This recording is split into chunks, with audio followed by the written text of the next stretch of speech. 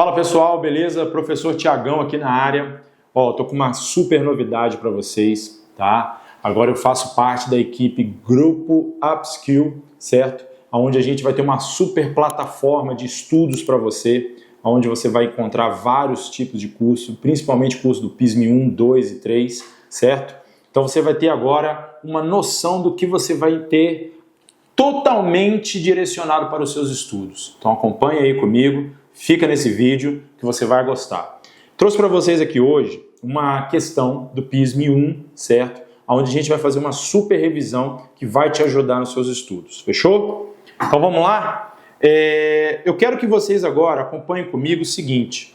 Lembra bem que a gente precisa para estudar, certo? A gente precisa para estudar de saber sobre as competências, tá? Competências. Então prestem atenção comigo. O que é isso? São as diretrizes, tá? São as diretrizes. E essas diretrizes, elas se baseiam no que a gente precisa aprender. Então, ou você precisa saber o básico, ou você precisa saber o operacional, ou você precisa saber o global. Então, nesse quesito, você não precisa estudar tudo. Você precisa só seguir os conselhos que o PISM te dá, através do seu edital. Determinados assuntos você precisa saber o básico. Determinados assuntos você precisa saber o operacional. E em determinados assuntos você precisa saber o global. Existe um assunto muito importante, né, no PISM 1, tá? No PISM 1, que é o seguinte, que é a citologia, tá? Então você que vai fazer PISM 1, se liga. Mais da metade da sua prova é célula, tá? Mais da metade da sua prova é célula. E aí vamos lá, eu gostaria de trabalhar com vocês agora uma questão sobre operacional. O que significa operacional? Se a gente está falando de citologia, a gente pode falar de quê?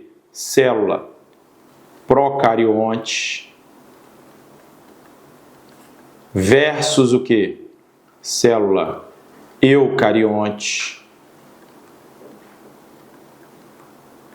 Certo? Nós podemos falar de célula animal versus célula vegetal. Então, toda vez que você for fazer uma questão que fale sobre citologia e que aplique a competência operacional, vai ser sempre a comparação de uma com a outra. Então, basicamente, o que você precisa saber? O que tem na célula procarionte que não tem na célula eucarionte, ou vice-versa, tá? O que tem na célula animal que não tem na célula vegetal e vice-versa. E aí você, para saber isso, você acaba entendendo como é que funciona a cabeça de um cara que monta a questão para o PISM. Para você saber isso, você precisa saber o básico. Você precisa saber o básico. O que é uma célula vegetal, o que é uma célula animal, o que é uma célula procarionte, o que é uma célula eucarionte. Sabendo o básico, você pode operacionalizar os seus conceitos, ou seja, fazendo uma comparação gradativa entre elas. Então vamos comigo aqui, A gente vai fazer o básico agora, tá? Então olha que interessante. Para a gente fazer o básico, a gente tem aqui, uma célula procarionte, tá? A célula procarionte você tem parede celular, você tem a membrana aqui em volta, e aí abre para o mesossomo. Você tem todos esses processos aqui. O que a gente encontra nela também? A gente vai encontrar cílios, certo? Tudo isso são estruturas básicas que você encontra nessa célula, certo? Eu vou encontrar também uma estrutura chamada o quê? Flagelo. E aí, como vocês sabem, essa célula, ela não apresenta um núcleo definido. O que ela vai ter? Ribossomos. Vários ribossomos espalhados. Então a gente já sabe que ela vai ter vários ribossomos aderidos à sua parede. E olha que interessante, nós vamos ter uma região central aqui, tá? Que aí todo mundo acha que isso daqui é o núcleo, e não é, tá? Isso aqui é o nucleossomo. Então vamos dar nomes às estruturas para que vocês entendam como é que funciona. Isso são os cílios, certo? Isso daqui é o flagelo, certo? Isso daqui, amarelinho, é a parede celular.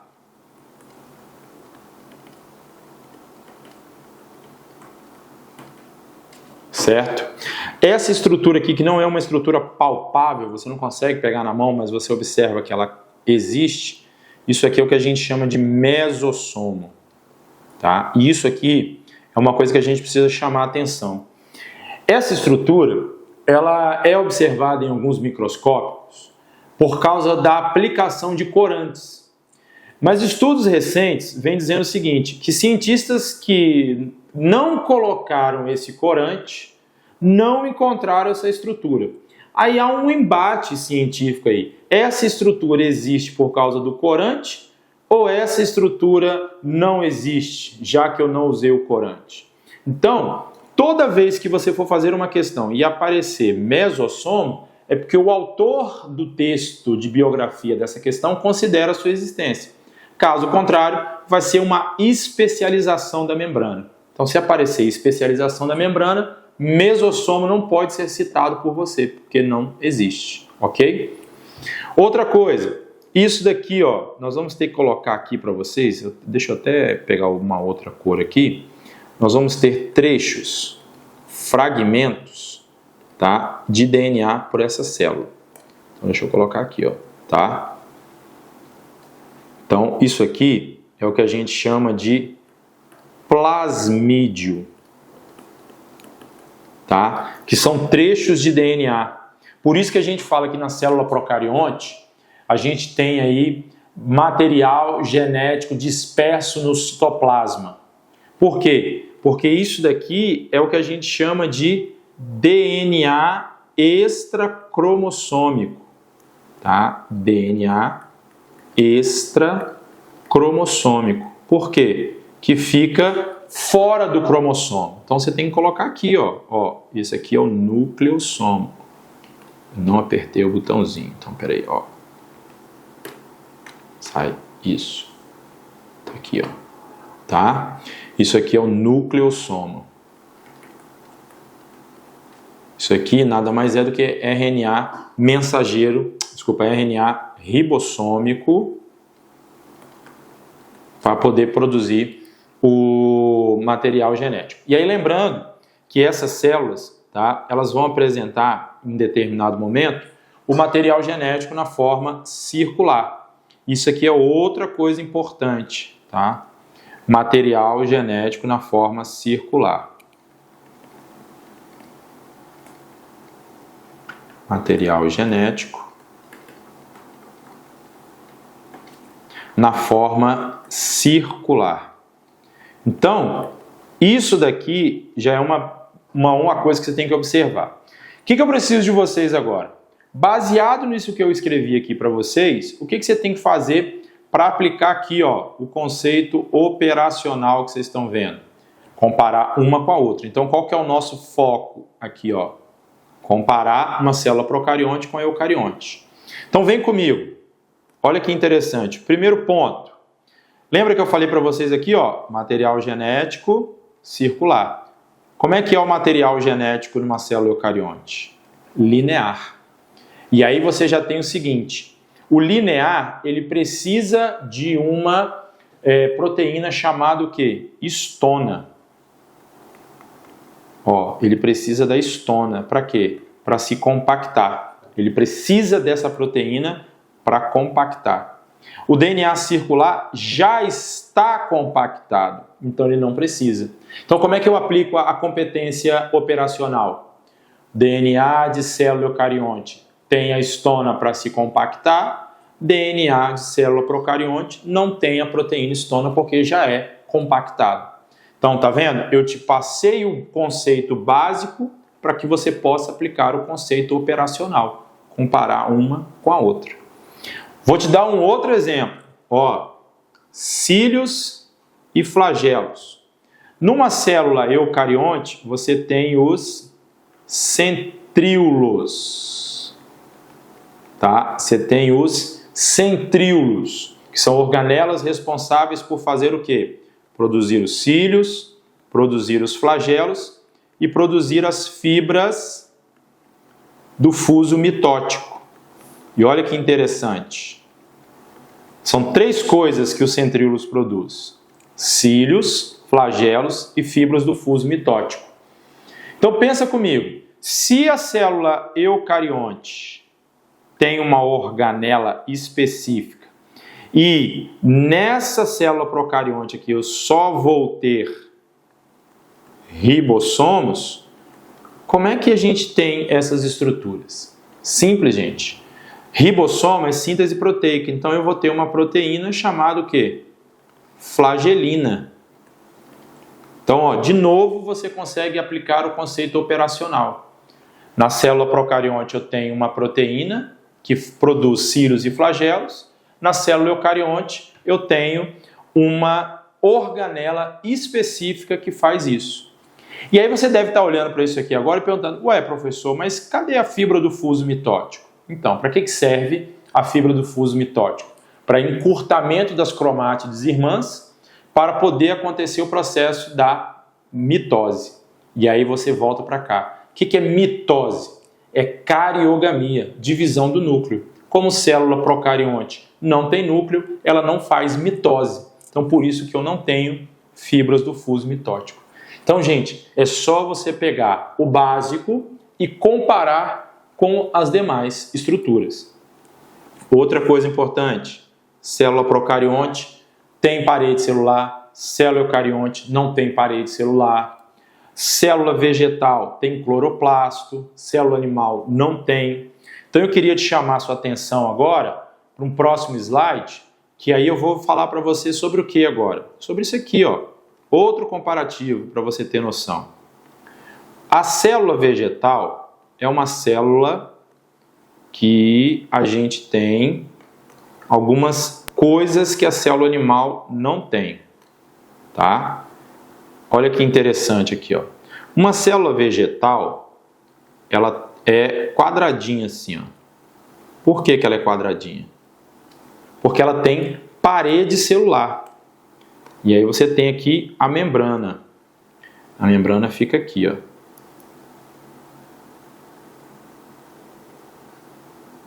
Tá? E aí, por exemplo, a gente tem aqui, ó, estruturas como o cloroplasto, tá? Você tem estruturas como o vacúolo, que ocupa toda a célula aqui. Então, reparem bem, eu estou mostrando para vocês especificamente, tá? Especificamente, estruturas presentes na célula vegetal que não tem na célula animal. Então, vamos trabalhar um pouquinho agora esses conceitos. Ó, parede celular. Você acabou de ver no anterior. Parede celular. E aí já vou te dar uma dica, se vocês me permitem uma super dica. Aqui, ó. Lembra sempre do processo de quê? Que a gente está falando de polissacarídeos. Polissacarídeos, tá? Lembrem-se disso, polissacarídeos. O que isso significa? Na célula procarionte, que vocês viram, é uma estrutura, é um tipo de polissacarídeo, né, que vai estar presente lá. Aqui, a gente vai encontrar uma parede celular de celulose, certo? Celulose. Lá você vai encontrar uma outra substância. Nos fungos você vai encontrar uma outra substância, ok? E aí eu te falo o seguinte, você vai encontrar aqui agora uma organela,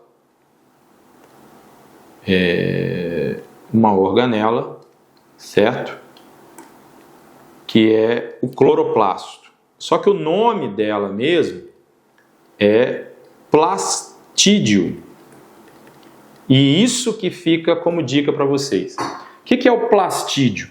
É uma organela capaz de fazer o quê? Ou trabalhar em prol da fotossíntese, ou trabalhar em prol do armazenamento.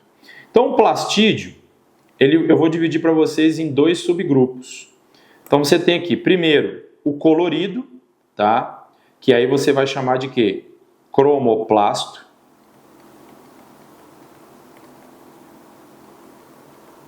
Tá? E o sem cor. Em biologia, quando a gente tem uma coisa que não tem cor, a gente coloca o prefixo leuco. Tá? Leucoplasto. Então, ó, nós temos dois tipos de organelas, cromoplasto e leucoplasto. O que o cromoplasto tem de diferente? Ele tem cor, portanto, atua onde? Fotossíntese, certo? O que o outro não tem? Ele não tem cor, tá? Não tem cor. Logo, ele atua em quê? Armazenamento. Ele não vai atuar na fotossíntese porque ele não tem cor. Então vamos pensar comigo. Quais são eles? O cromoplasto. Olha que interessante. O mais conhecido de vocês. Vamos lá? Ó, que bonitinho. Cloroplasto. O que o cloroplasto tem? Clorofila. O outro, o que a gente tem? Xantoplasto. O que ele tem? Xantofila. E o último, eritroplasto. O que ele tem? Eritrofila. Certo? Ah, eu aposto que você agora está se perguntando, não sei o que é isso. Sabe sim, olha que interessante. Clorofila é o verde, tá? Xantofila é o quê? É o amarelo. E eritrofila é o quê? É o vermelho. Então, todas essas organelas, elas estão diretamente relacionadas à cor. A cor. Então, vai atuar aonde? Na fotossíntese. Aí agora, você tem que pensar comigo o seguinte. Então, aonde é que a gente vai achar quem é o leuco? O leuco não tem cor, então ele vai atuar em quê? Armazenamento. Então, vamos aqui, ó. Oleoplasto. Certo? Oleoplasto. Segundo, você tem o amiloplasto.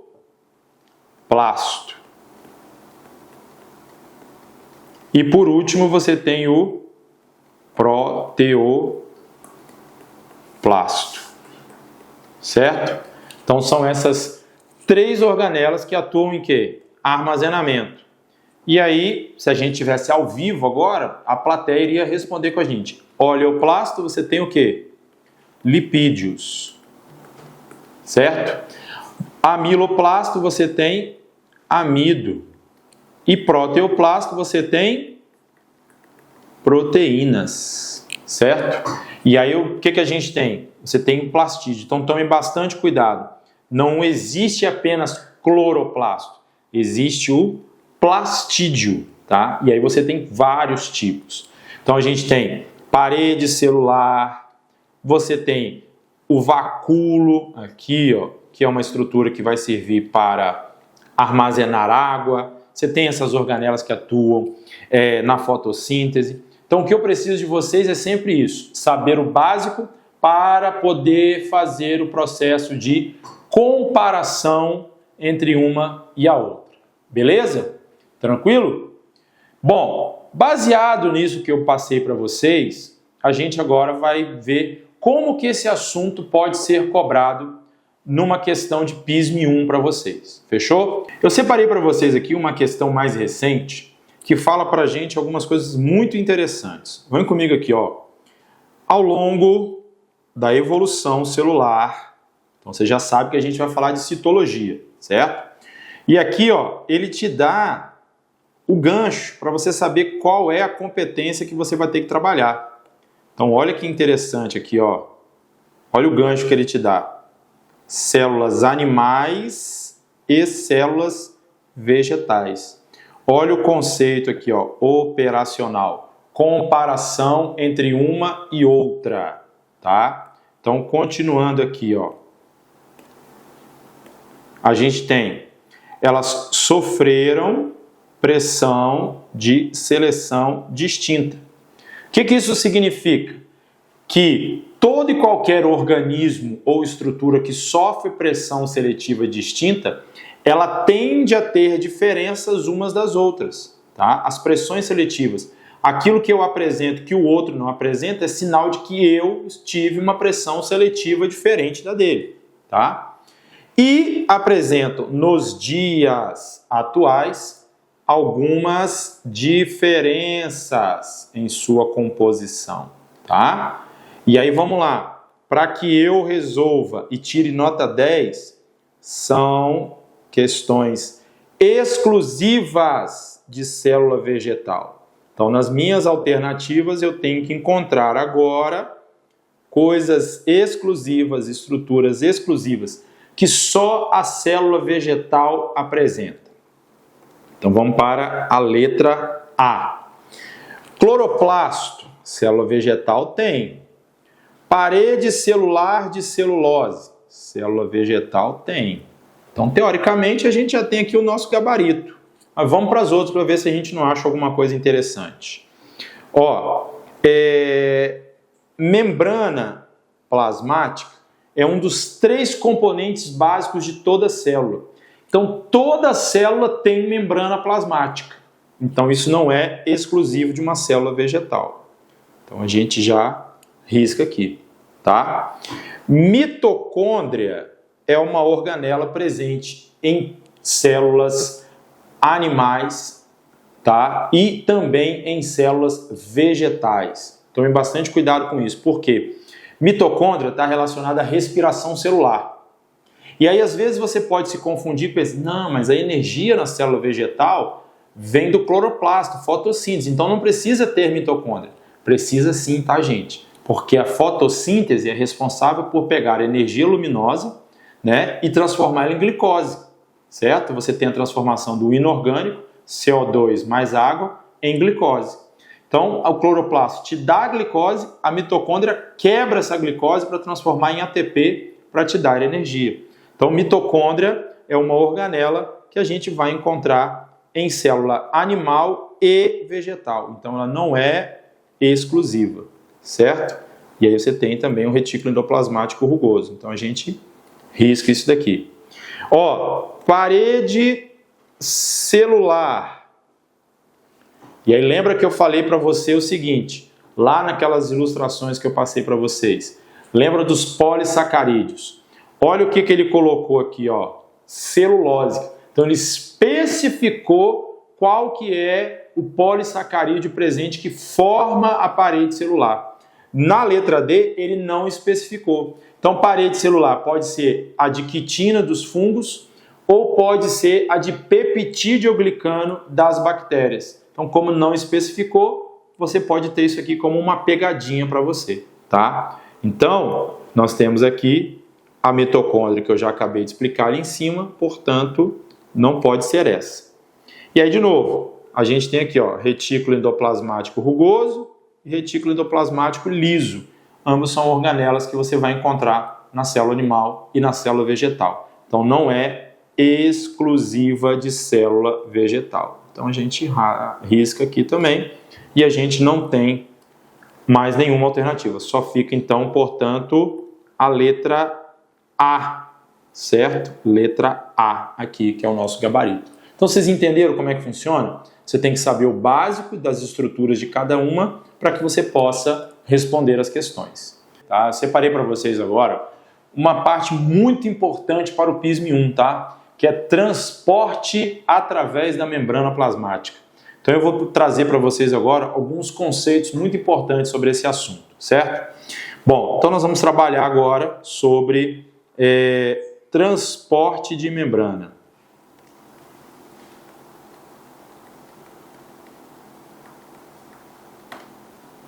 Transporte através da membrana.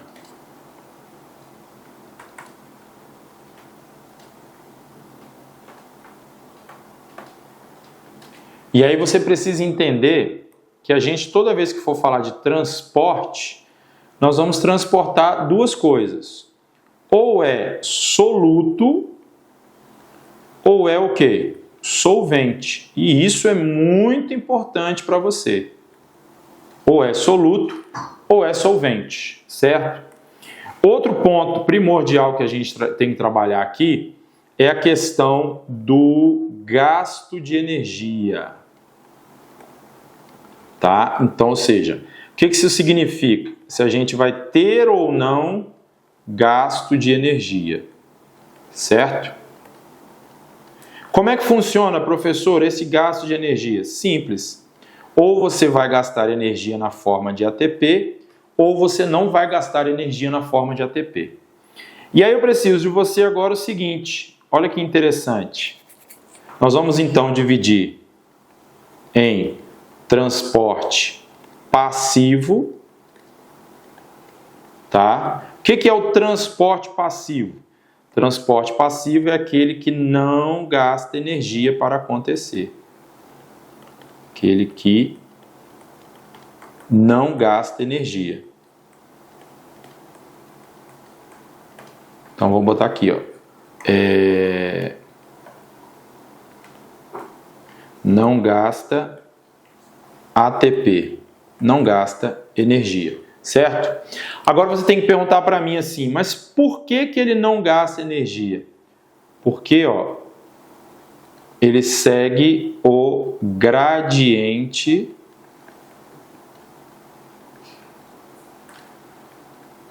de concentração.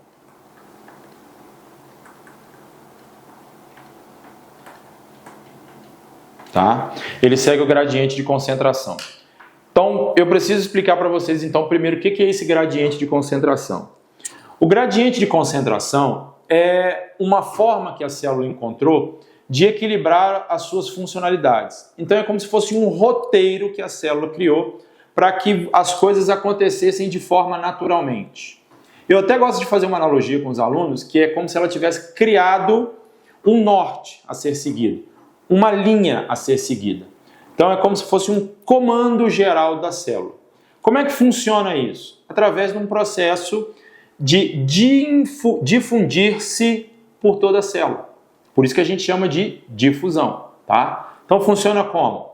Trata-se da passagem de soluto de um meio onde a concentração é maior para um meio onde a concentração é menor para promover um equilíbrio. Então acompanha minha mão aqui, ó. Trata-se da passagem de soluto de um meio de maior concentração para onde? Para o meio de menor concentração, porque aí eu promovo o equilíbrio. Então esse é o gradiente de concentração. Sempre vai soluto do meio mais concentrado para o meio menos concentrado para promover o equilíbrio. Fechou? Esse é o gradiente de concentração. Então, quando o transporte através da membrana obedece o gradiente de concentração, ele não vai gastar energia para acontecer. Por quê? Ele está nadando a favor da correnteza. Então, vamos pegar comigo aqui os exemplos de transporte. Então, nós temos aqui, primeiro deles, difusão simples. Olha como é que o nome já te ajuda. Difusão simples. O que é o gradiente de concentração? É o ato do soluto se difundir através da célula. Então, o que é a difusão simples? É a simples obediência da ação da difusão. Então, é o puro conceito do gradiente. Então, ele segue. Então, o que a gente pode interpretar aqui? Olha que interessante. Vai do local de maior concentração para o local de menor concentração. Certo? Vamos para o outro. Qual que é o outro? Também difusão. Difusão. Agora, nesse caso, facilitada. O que isso significa, turma? Que é a mesma ação da difusão, difundir soluto de um ponto de maior concentração para um ponto de menor concentração. Porém aqui, facilitada. Então esse processo foi facilitado por alguém. Então neste caso é pela proteína transmembrana, tá? Então lembrem-se desse componente de membrana. Transmembrana. Certo? E como é que funciona, professor? De novo, aqui, do local de maior concentração para o local de menor concentração. Aí agora eu queria chamar sua atenção para a terceira modalidade, que é a osmose. E aí você está se perguntando, professor, por que o senhor trocou de cor, sendo que é o mesmo tipo de transporte passivo? A gente chega à conclusão de que esses três aí não gastam energia. Só que quando eu coloco aqui para vocês, olha que interessante, quando eu coloco isso aqui, tá? Quando eu coloco isso daqui para vocês, você vai falar assim, ué, professor, mas está indo de encontro ao gradiente de concentração. Então, se vai de encontro, o que acontece? Tem que ter gasto de energia. Mas, gente, vocês estão esquecendo desse pequeno detalhe aqui em cima, ou é soluto ou é solvente. Então, nesses dois primeiros casos aqui, eu estou falando de soluto. E no caso da osmose, eu estou falando de solvente. A osmose, então, ela trabalha o que a gente chama na química do conceito de diluição. Então, pensa comigo o seguinte, lado de cá está muito concentrado, lado de cá está pouco concentrado. Então, como eu não tenho para equilibrar, soluto para crescer e equilibrar, o que eu vou ter? Água. Então, o que eu faço? Eu vou diluir essa concentração, jogando o que aqui para cá? Água. Ao diluir a concentração, eu vou fazer o quê? Equilibrar. Mas eu equilibro diminuindo a concentração, não aumentando a concentração. Então, existe a passagem de soluto e a passagem de solvente. E a gente, quando fala de solvente, principalmente a gente está falando de quem? De água, tá? Então, prestem bastante atenção. Mesmo que osmose seja um processo de inversão, é solvente. A difusão simples e a facilitada é soluto. Portanto, esses três modelos de transporte aqui, não gastam ATP para acontecer, não gastam energia, por isso que eles são passivos, ok? E aí então agora tem o outro tipo, que é o quê? O ativo. Então nesse caso agora, o transporte ativo, ele é o quê? Ele é aquele que gasta energia para acontecer, tá? É aquele que gasta energia para acontecer, ou seja, energia na forma de quê? De ATP. Fechou? E aí nós temos três também, tá? Você tem a bomba de sódio e potássio, tá? Bomba de sódio e potássio. Você tem a endocitose e a exocitose. Fechou? Todos esses três aqui, eles vão de encontro ao gradiente de concentração. Todos eles vão de encontro ao gradiente de concentração. Então, basicamente, você precisa lembrar que existe soluto, solvente, tá? E que você precisa ter o transporte através da membrana. Beleza, pessoal? Então, agora nós vamos dar um tempinho, porque nós vamos resolver uma questão sobre este assunto. Eu queria que você entendesse o seguinte, Primeiro aquela parte da introdução, para você saber do que se trata. E aí, cuidado com essa introdução para que não te leve a pensar que nós estamos falando de uma outra coisa. Então, pesquisadores, certo? Estão desenvolvendo uma variedade de arroz transgênico. E aí, vale a pena a gente deixar bem claro, quando é transgênico, muda, né, um trecho do material genético, tá? Então, ó, já provaram para nós que para este arroz poder sobreviver em solos extremamente salinos, ou seja, ricos em sal. Então, ou seja, eles já provaram que esse arroz pode sobreviver num ambiente que é riquíssimo em sal. Então, vamos ver como é que eles fizeram isso. Eles disseram para nós que essa nova planta, ó, a mudança do material genético, essa nova planta pode suportar, tá? Pode suportar concentração de sal de até 200 micromols, certo? Por litro. Ou seja, cerca da metade da concentração de sais que possuía a água do mar. Olha que interessante isso. Então, a metade, certo? Sem afetar o normal crescimento dele. Sem afetar o normal crescimento e, principalmente, o rendimento da planta. Essa característica só foi possível, pois os pesquisadores fizeram o quê? Induziram um aumento da expressão de uma proteína.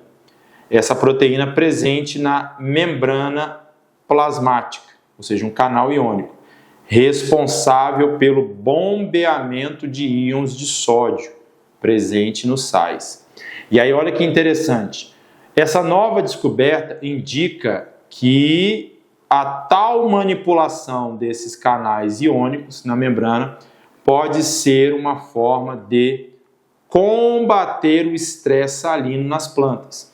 Olha que interessante, gente. O texto está te levando a falar de uma coisa. Agora a gente tem que prestar bastante atenção. Vou até mudar aqui agora a cor da caneta, só para que vocês tenham noção. Considerando as informações acima, tá? O arroz, olha aqui, o arroz normal. Aí que tem a pegadinha. O seu texto falou de um arroz o quê? Transgênico. Manipulou a proteína, canal iônico, transporte ativo, gasta energia para acontecer. Você viu que o texto te levou todo para pensar uma coisa? Então vem comigo. Eu estou falando de que aqui? Plateia, está me ouvindo? Estou falando de que? Do arroz normal. Ele não pode sobreviver nesses locais de maior salinidade. Por quê? Então foca nisso aqui, do não aqui e do normal. Então vamos comigo. Vamos para as alternativas. Devido ao processo de difusão facilitada, eles vão perder água para o ambiente. Vamos comigo aqui o seguinte. Eu posso ter com vocês aqui a seguinte manipulação. Só para a gente voltar aqui no slide da explicação, olha aqui comigo, difusão facilitada, ele não fala de água, ele fala de quê? De soluto. Então eu não tenho essa especificação de difusão facilitada a ver com a água, eu tenho a ver com soluto. Então a gente não pode pegar essa questão e colocar lá como alternativa, tá? Então tá aqui, letra A a gente vai riscar porque não pode ser difusão facilitada, tem a ver com a água, certo? Como a gente está falando da normal, lembra-se disso, vamos para a letra B. Devido ao processo de osmose, elas vão perder água para o ambiente. Olha aí, olha que coisa bonita, gente. Então tá aqui, tá? Então, devido ao processo de osmose, você vai perder. Então, vamos seguir aqui, a outra. Aqui, Devido ao processo de transporte ativo, elas vão absorver o excesso de sal do ambiente. Então, não vai absorver, porque ela vai transportar isso. Então, você também vai riscar este processo, tá? Letra D. Por absorverem sal do ambiente por osmose. Então, olha aqui, absorverem sal. A osmose, ela transporta o que, minha turma? Água, não transporta soluto. Então isso aqui não pode ser. Então você também vai riscar isso aqui, ok? Beleza?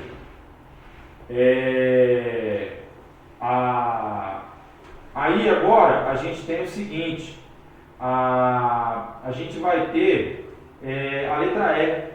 Aí a letra E, ela fala para nós o seguinte, ela fala para nós sobre perder água e ao mesmo tempo bombear sódio por transporte ativo. Então isso não combina, tá, gente? Não vai perder água porque você transportou sódio. Então essa aqui também a gente vai riscar. Portanto, a gente fica então com a letra B, porque está falando aqui, ó, da planta normal não sobreviver, porque ela vai perder água para o ambiente por causa do processo de osmose. Então, letra B. Fechou, turma? Então é assim que a gente aplica o conhecimento de biologia nas questões do PISM. Valeu? Forte abraço, fica com Deus e até a próxima.